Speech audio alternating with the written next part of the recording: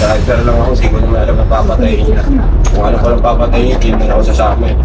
Sir, may idea kayo na dati is close in security dati. Hindi ko rin po alam. Wala po akong alam dun eh. Hindi ko rin po alam ng mga polis yun eh. Dahil driver lang ang mapila ko. Kung alam kung papatayin niya, hindi mo na ako sasama. Sir, very important question. Sinubukan yung pigilan yung pasamarin nyo na barinig. Hindi po eh. Kasi buong po. Pero alam mo may dala siyang baril. Hindi po. Ay yung kasama ko po, alam mo may dalang baril. Para pa na ako. Panakot. Anong kalibre ng baril yun? 45. Ilang po po? Hindi ko lang po alam kung yun yung ginawa ko. Tapos na lang po.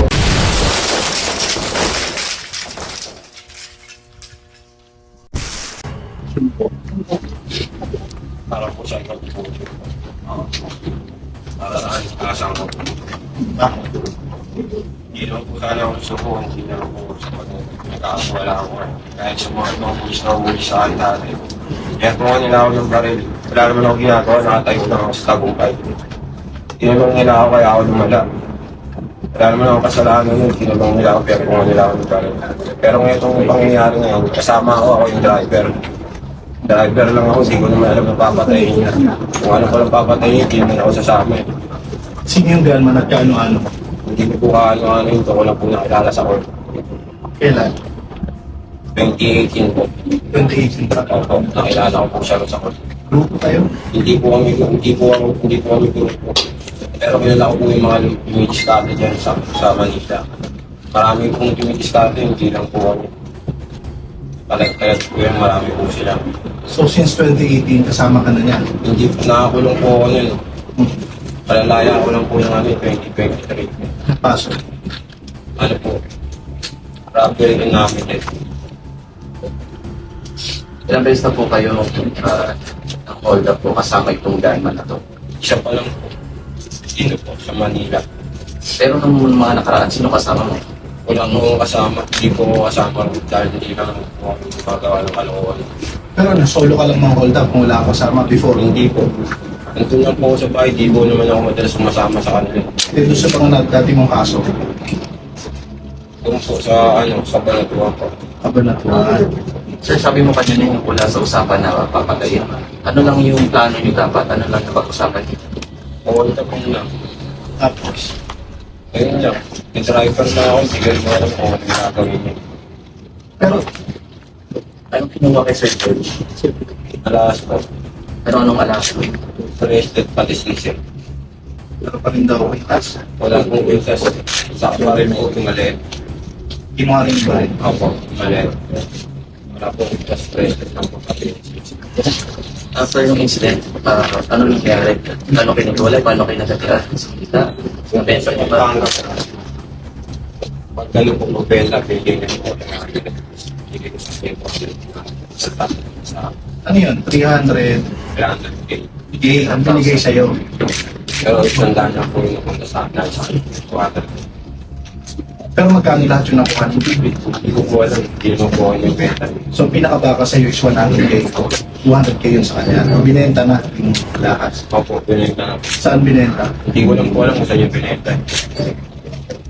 Nakita sa CCTV na sinundan nyo. Ibig sabihin ng gabi yun, minaman-manan nyo na talaga yung biktima. Hindi po. Hindi po ninaman na. O, ano nangyari? Nakita lang po yung president pinasundan niya sa akin, sinantang ko.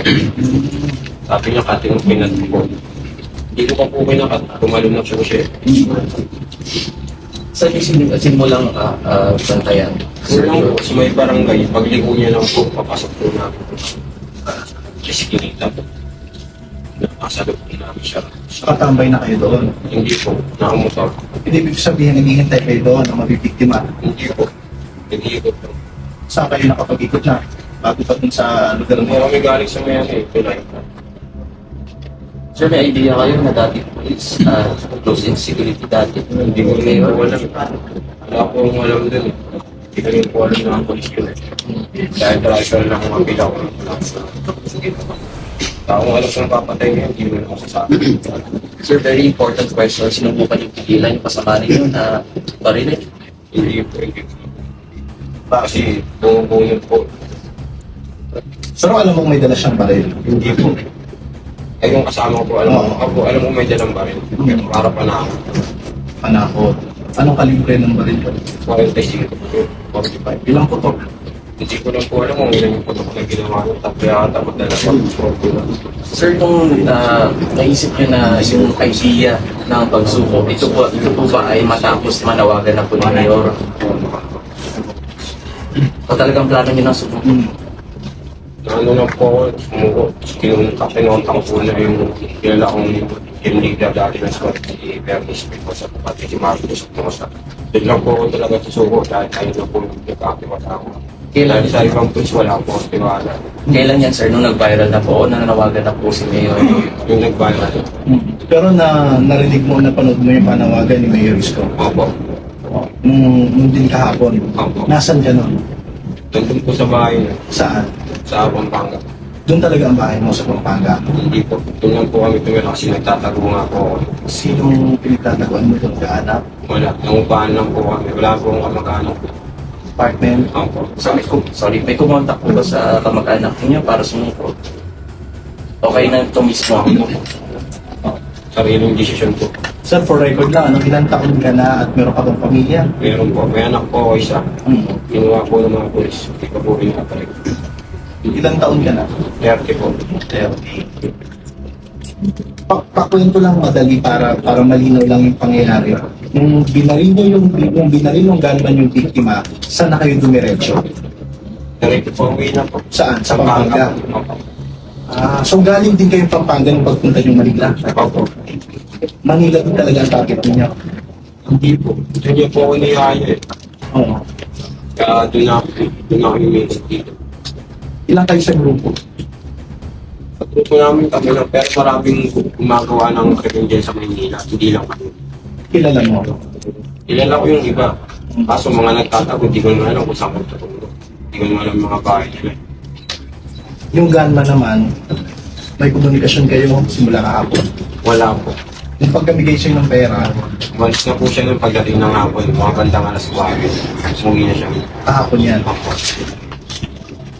Kailan mo siya una nakita, yung gunman? 28 May hindi po siya nakilala. Oo.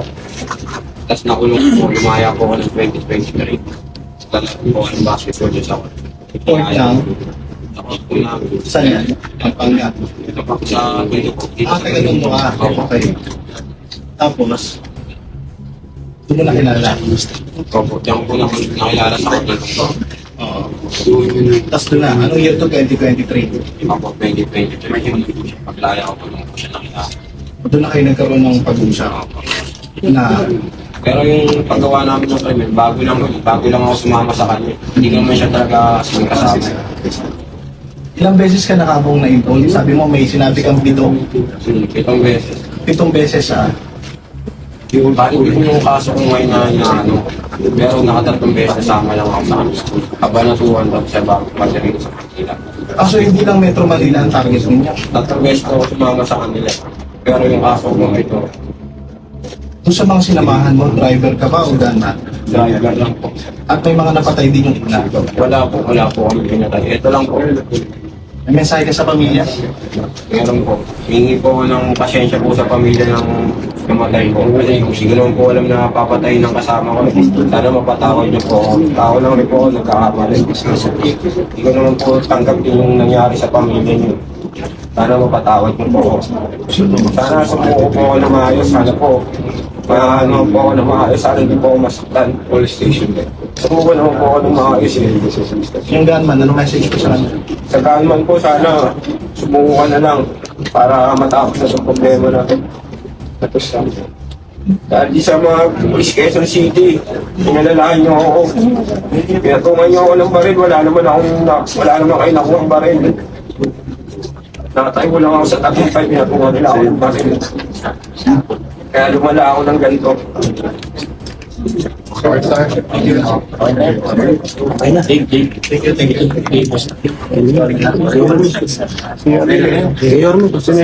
Sir. Sure. Okay. Kunin mo yung ano, lapel.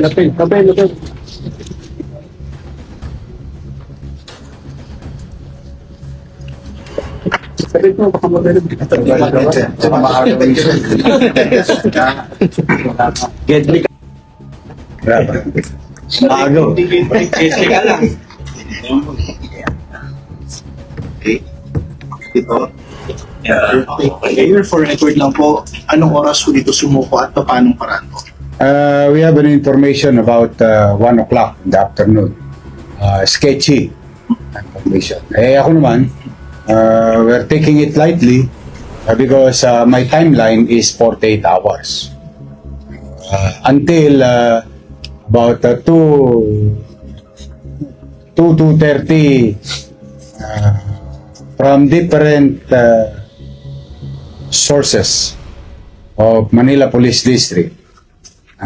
Pare-pareho na yung tema na gusto ngang sumuko. Napanood nila yung panawagang kahapon. Then, isang chairman namin sa Tondo, si Chairman Espinosa, texted me. And I asked Chief Cesar Chavez to coordinate how far is the truth. Kasi kami, willing kami maghintay ng 48 hours. It's really up to them. But we have to do what is necessary to implement the laws. Pwede mangyari ba yung mga alas 3 pasado, kumpirmado, na nasa arayat ito? Kasi pasukol na eh. In fact, nasa arayat na yung mga pulis natin. Hindi pa niya alam. Hindi pa niya alam na pati isang gago, yung nakalaya ngayon. Kunti na lang yun. It's up to him. Ito, nakatawag doon sa dati naming pulis. Yung dati naming pulis, Antigo to. Taga-Tondo rin to eh. Sa lugar na kung saan ako lumaki.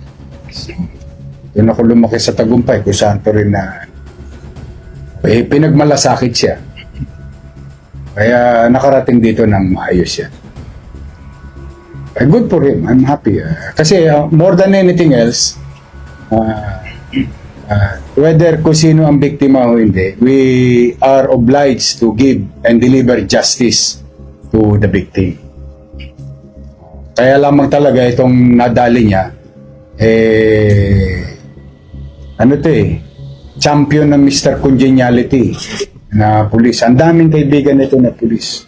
Kasi nga dito na yung tumanda na pagka-pulis. Alam mo naman yan, pare, di ba? Sa Maynila. Iba-iba lang istasyon, iba-iba. So, ginalugad talaga sila. So, that's why, for now, at least I can honestly say to the family of George, halfway already, justice to be served or served. Ngayon, dadali siya sa homeside. Marami nang binigay sa aming impormasyon ito. Pati yung mga iba pang insidente na nangyari sa lumang panahon, pinapagalugad namin sa kanya. Kasi sa kanya rin naman ang galing, nakakapito na sila. As far as Baguio, Cabanatuan, Quezon City, medyo andap lang sila sa Maynila, kaya lang nagkataon, sinasabi nga niya, hindi naman niya alam na sa Maynila titira yung kasama niyang tirador. Siguro, forced to good siya. Or forced to bad. Lulungkot pa rin kami kasi, alam mo, pag nawawalan ka ng pulis, mabigat sa amin. Lalo pa kung yung pulis, tapos, nonsense yung Hindi na lang kinuha yung gamit. Yeah. But then again, life must go on. We must continue to govern and to keep the peace and order situation in as much as we can to have a panatagang pamumuhay sa Manila. And to those who are watching, criminals who may think that you can do it in Manila and get away from it, magdalawang isip kayo. Lalo ngayon. Pasensyaan tayo walang iyakan Baka mamaya sasabihin nyo, mabait yung anak nyo. Mabait yung asawa nyo. Wala akong mabait na pumapatay ng hold up. Wala akong ganun. Walang totoo. Hindi ko totoo yun.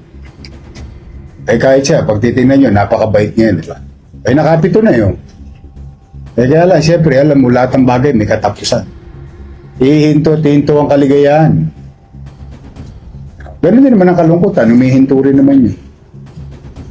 Kaya lang, this time around, in less than 72 hours, we're halfway there. Thank you for the meantime, but we will not stop. We'll make them pay to those victims, whether in the past, in my absence, or during my presence. Malala, tuloy-tuloy naman kami. Napapanood nyo naman po dito. Pati wanted ng 30 years, 15 years ago, nadadali nito mga Police Maynila. The same thing with him and the others. So in the future. Kaya kami, call lang kami kung gusto nyo dito sa Manila. Call lang kami. Pero tayong kapatid, don't do it in Manila kung magbago na kayo ng buhay. Sir, applicable po ba yung 500,000 at saka yung WPP sa kanya? Yung WPP, it's up to DOJ. It's up to him. Anong value nung kanyang mabibigay? Kami tutulong. Bakit hindi? Tutulong kami. Pero bagay na ipapasyahan ng ahensya ng gobyerno. Kapag ka siya ililitisin ito ang investigador natin. Diba? At the end of the day, we will help him. But call yan ng DOJ in the future. But for now, basta ako, pinayo ko sa kanya talaga, tumulong na siya sa iba pang bagay. Which he did. Marami na itong o nga pala, ang mga tulongges. Ako, nagpapasalamat ngayon kay B-Boy. Ngayon, alam na namin kayo. You are properly identified. Where you go, where you going. So, mas maliit ang mundo ngayon ng mga involved. Now, with regard to the value of information na ibibigay niya, hahayaan ko na ang ahensya ng gobyerno kung yung ba'y sapat na siya pumasok sa pakapalo. Pero Mayor, since nakapasok sa 48 hours ultimatum, still in effect pa po ba yung 500K na rin? Ay, bakit naman hindi? Bakit naman hindi? Pera lang yun. Yung pera nawawala. Bumabalik. Pero yung buhay, hindi na may babalik yun. Yung hapdi na dinarama ng mga biktima, whether they were harmed or not, the trauma sa mga biktima ng mga katulad nito is worth every penny to stop this criminal group riding in tandem robbery hold-up group. Kasi pare-pareho ang style nito mga to Metro Manila tinitira minalas lang sila, dito sila pumunta sa Maynila. O kaya nagkaroon ng tuldok. Dati puro kuwit lang At usasa sila gumagawa. Ewan ko sa kanila, hindi yata sila nanonood ng Facebook lagi ako nagpapaalala, pag dito nyo ginawa sa Maynila, sinasabihan ko na kayo paulit-ulit. Sanay kami hindi matulog dito. Ewan ko, natutulog pa sila. Kami, sanay kami hindi matulog. Yan, mga lesbo ko na yan. Ilang oras na yan. Halo-halo yan, Iba-iba na yan. Tulong-tulong. So, I'm just saying, hey, why not? Pera lang yan. Saka maganda doon, hindi naman pera ng taong bayan yun. For all you know, pera ng mga pulis yun. For all you know. That's how Manila policemen brotherhood. Baka malaman nyo, patak-patak pa yung mga pulis na yan. Sakto, kakakuha lang nila ng allowance sa akin. Nakuha nyo na ba? Allowance yan?